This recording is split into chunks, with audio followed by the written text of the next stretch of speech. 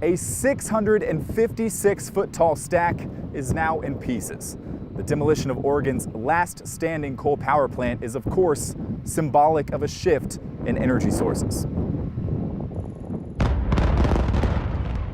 This plant, whether you're against coal or not, this plant has played a vital role in Oregon and in the West in general.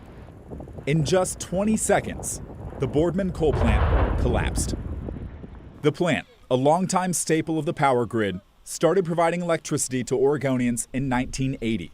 Portland General Electric shut it down in 2020, spending the last 2 years cleaning it out and salvaging parts before this demolition. The coal plant has been just a workhorse of the fleet for 40 years.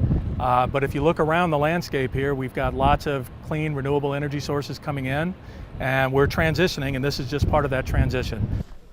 A group of former workers and county residents watched the stack fall, reflecting on what this plant meant to their rural community in eastern Oregon. Don Russell is a Morrow County commissioner. For me, when I look out my house to the south, I see the coal stack. And so I know which way south is because I can see the coal stack.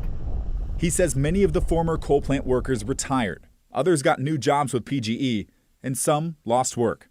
For Morrow County, at one time, this plant was our largest taxpayer by a really large margin. Since the 40 years since it's opened, Morrow County has grown some and diversified our economy a little bit.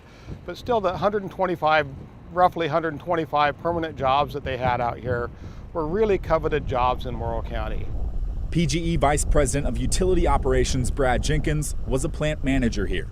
And the plant in and of itself is just another plant. A lot of wire, a lot of tubes, a lot of equipment. The people made this plant. Shutting down Boardman is representative of the company's shift to renewable energy sources like wind and solar power. Jenkins said they need more to replace the reliability of coal. So as we look to the next generation of emission-free sources, we'll have to add more to replace a resource like this.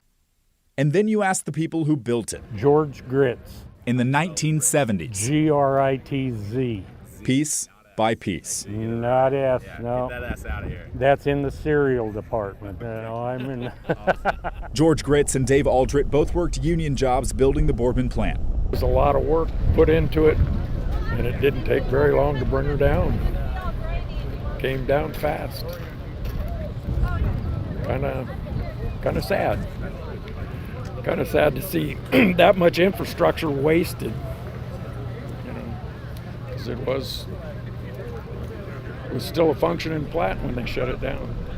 PGE closed the plant in response to environmental lawsuits and consumer demand. The company wants to be greenhouse gas emission free by 2040. Jenkins says PGE still has plans for this land. The infrastructure for power transmission is still there.